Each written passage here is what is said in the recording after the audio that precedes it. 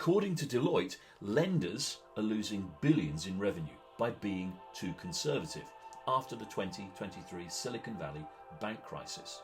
Deloitte found that private credit firms have stolen billions of dollars in potential revenue from banks who tightened lending standards too aggressively. Don't let your competitors eat your lunch while your AI systems make the same overcautious mistakes that are crushing bank profits. I'm Richard Walker from Lucidate, and in the next 8 minutes you'll discover how to build AI agents that never fall into the too conservative trap that's costing banks billions in lost revenue. Agents that recognise when their initial filters are too restrictive and automatically give themselves additional chances to find profitable opportunities. By the end, you'll know exactly how to implement adaptive resilience, the technology that prevents your competitors from stealing your deals. Here's what happened in the aftermath of Silicon Valley Bank. Banks that historically collected 1% fees each time they syndicate debt watched private credit funds take billions of dollars of potential revenue away because the banks tightened lending standards too aggressively. While banks got conservative, their competitors got aggressive and profitable. Similar avoidable overcorrection can happen in AI agentic systems across every department unless you're aware how to spot it and stop it. Last video, we built agents that evaluate their own answers for quality and factual grounding. But what good is perfect evaluation if you're being too conservative with what information you accept?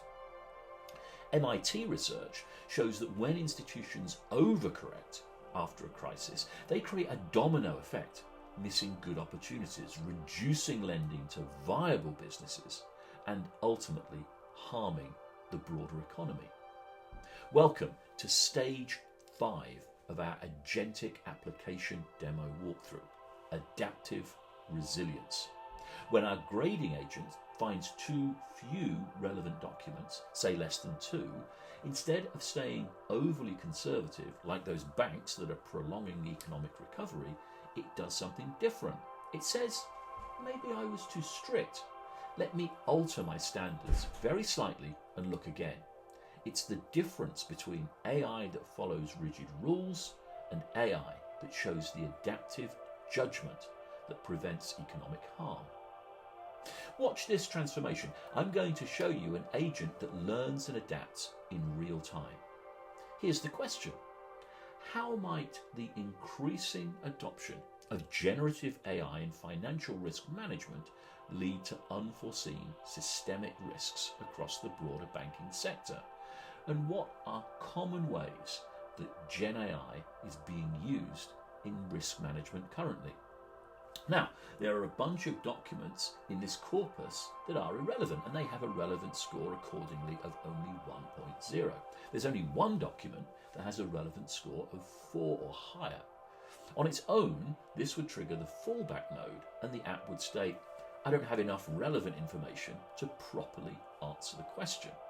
But with the threshold loop, it can lower the threshold to a relevance of 3 and now include a couple of additional source materials to help it provide an answer. If you take a closer look at the system logs, you can see the agent grading, evaluating, and adjusting its threshold. If you look at the graph of the workflow, it's this loop on the left that stops the agent simply giving up on the first attempt. This is adaptive AI agents in action. This mirrors exactly what your best analysts do when they hit a dead end. They don't just give up, they adjust their approach. This is the difference between AI that gives up and AI that gives it another shot. And in capital markets, that second chance is potentially worth millions. As we just saw, this graph pattern is what we call a threshold retry loop in our LangGraph workflow. And here's what's brilliant about this. While your competitors are still building rigid, rule-based if-then-else systems, you're implementing technology that thinks, adapts, and acts like your best analysts. Let's take a closer look. In our previous videos, we showed how we used a combination of prompting techniques to allow a large language model to grade documents for relevance and accuracy. A combination of techniques, including persona prompting, zero-shot learning, and instruction prompting, gave quantifiable scores to our documents. And this was then used to filter out the lower scoring documents from our corpus used for answer generation. After grading, if the document count is too low, we branch to a lower threshold node that adjusts our criteria in the system's memory and then loops back to regrade. Simple concept, but massive impact. Now, it's probably safer to do what we've done and approach changes to thresholds this way by starting with tighter criteria than you need and then loosening them if you need more content. But clearly, there's nothing preventing you from doing this in reverse and tightening your screening if your initial grading admits too many documents. This adaptive resilience pattern directly addresses what MIT identified as the core problem.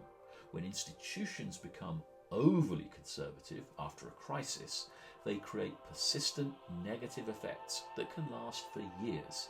But by building AI agents that intelligently adjust their own thresholds rather than staying rigidly conservative, you're implementing exactly the kind of adaptive judgment that prevents the too tight for too long trap that MIT warns against.